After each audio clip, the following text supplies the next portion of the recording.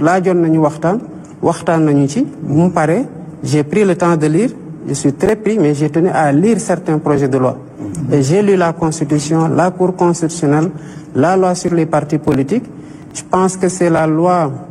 le code électoral la jotul woon am temps lire ko ba mu jeex mais au moins dem naa ci disposition yi sur la déchéance bu mu wóor ma ne que nous avons le même projet de loi pour que mu bañ a am malentendu entre ñun lu ñu nekk di def ak li Assemblée nationale di nekk di def. kon sous ce rapport on a été très transparent, très ouvert, très inclusif pour réeroo bañ ci am. Monsieur le Président ci loolu gis nañ ne taxawaayu opposition bi ñenn ci opposition bi ne nañ ne loolu mën na nekk un frein pour le dialogue parce que am na ñu demul wuyu ji par exemple FDR ak nouvelle responsabilité demuñu wuyu ji woote bi nga xam ne ministre de l'Intérieur wax na ko te et puis yow nga bëgg consensus est-ce que pratique yooyu mënul yàq recherche consensus bi nga xam ne dialogue politique bi ak dialogue sur le système juridique dafa amoon nañ ko. bon opposition bi nag moom dañu am autonomie ou déterminer seen stratégie ak seen position lu ma respecté la. parce que bu leen fàtte ni que opposition bi ku ci nekk am nga sa parti politique ci ñu bari te dañoo bind ne seen objectif mooy conquérir le pouvoir kon seen stratégie seen tactique ak yooyu moom am nañ ci légitimité mais li mu leen di invité mooy ñoo perpétuer esprit dialogue man je suis très ouvert à ce dialogue te damay continuer di ko promouvoir ñu xam na tamit que ñu bari ci ñoom ñu ngi fi woon bu ñu nekkee ci opposition dinañ casse bulletin unique bu ñu faloo duñ ko jëmal bu ñu nekkee dinañ casse fichier électoral bi bu ñu faloo duñ ko jëmal bu ñu fi toogee dinañ wax lu bari affaire caution affaire CENI bu ñu toogee duñ ko jëmal bu ñu amee nag chance président bu egg si ànd ak sérénité par rapport au pouvoir man pouvoir daf ma terewul nelaw moo tax lépp loo xamante ne mën nañ ko def ci ay jéego nañ ci profito parce que on leur tend la main dans ce dialogue te xam nañu ne que ku mu neex ci ñoom mën nga dox ba ci ko ndar kam ñëw dugg fii man dama contre opposition ak pouvoir ci dëkk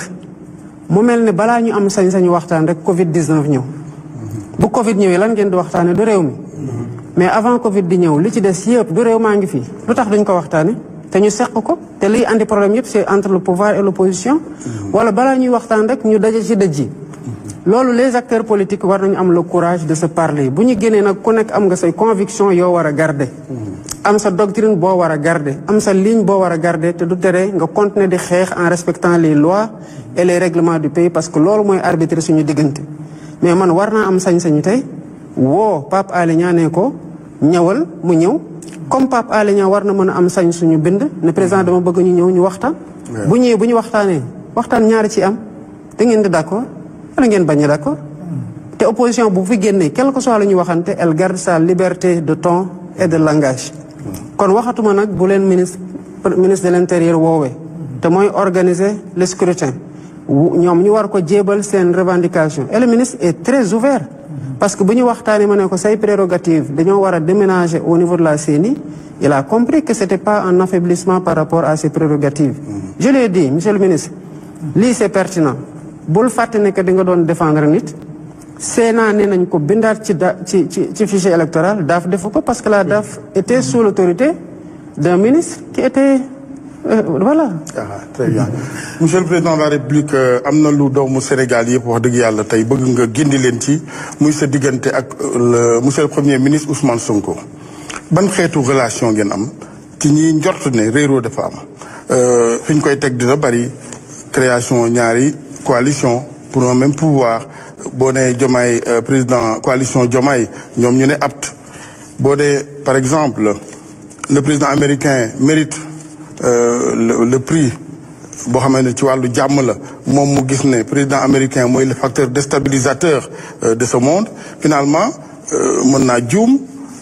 loolu di nuru xeetu insubordination te yow rek ngay le numéro 1 des Sénégalais war a leeral tey jii boobu diggante looy wax Sénégalais yi. maag premier ministre ñaari type rapport lañu am peut-être même ba ñett bi ci njëkk mooy les rapports étatiques mooy président de la République moom mooy premier ministre. tant que mu ngi nekk premier ministre c'est parce qu'il bénéficie de ma confiance bu loolu amatul ñu am un nouveau premier ministre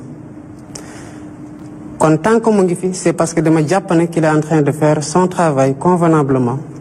et que jusqu'ici am naa ci satisfaction bés bu ma ci amatul satisfaction Sénégal lay teg ci kanam te bu boobaa ñu uti ji keneen te dinañ ci waxtaan ba déggoo ci. beneen rapport bu ñu am c'est un rapport xamante boobu dugguñ ci politique mbirum famille dugg ci biir ci kaw turandoo mu ngi fi turandoo yaayam a ngi fi mu am fu ñuy jaar ci lu bari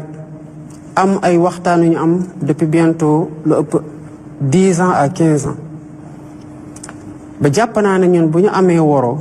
duma ko yedd ci biti lépp loo xamante ne réeroo la ci yenn gis-gis yi te loolu maag moom je pense que du lu bees ci ñu xam man dinaa ko woo fi ma ko war a woo yedd ko fa ni ma ko war a yeddee te du doon ci biti kon divergence yooyu bu amee ñu ngi koy gérer ci nuñ ko war a gérer loolu nag ci relation bu nekk la am te lu ñu war a mën a concevoir la tamit que ay nit di waroo gis-gis mais am intelligence su gérer ces divergences là sous ce rapport là tamit amul problème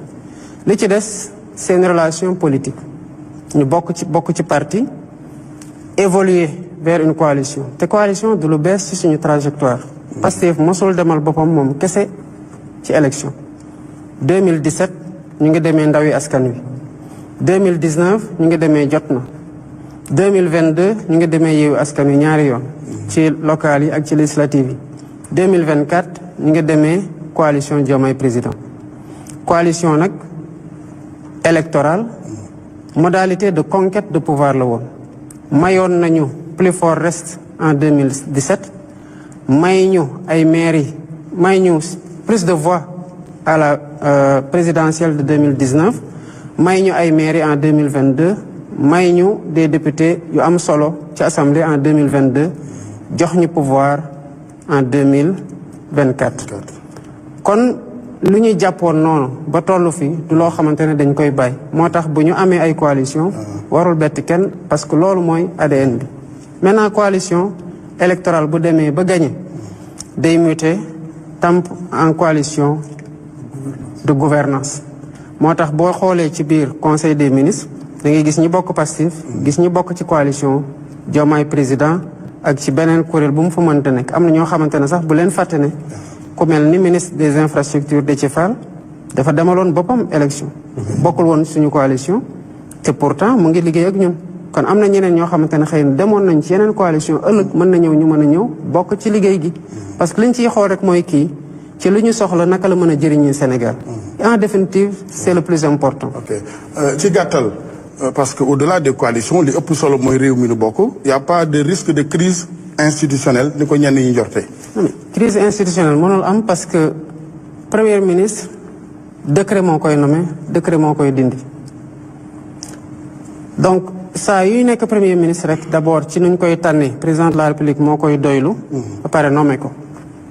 bu demee ba président de la république bi constitution bi jox muy nommé aux emplois civils et militaires doylootu ko mu dem seeti keneen mu nekk premier ministre. d'accord alors lu ëpp at ci ginnaaw monsieur le président jàkkaarloo woon nga ak taskatu xibaar yi doon leen wax ne moom premier ministre boobu sax El Hadj Assane di tudd xeex nga 10 ans pour def ko président de la république jotoo ci yegg moom en 10 jours mu def la président de la république est-ce que da nga nekk ba léegi ci logique gu te yaa waxoon ne bàyyeegoo est-ce que da nga nekk ci ba léegi ci logique gu militant wu Pastef nga et que da ngay continuer di xeex pour que loolu nga ko bëggaloon mu jaraloon la xeex pendant 10 ans defoo ko nga def ko ci yeneen échéance wala ci yeneen année yu jëm.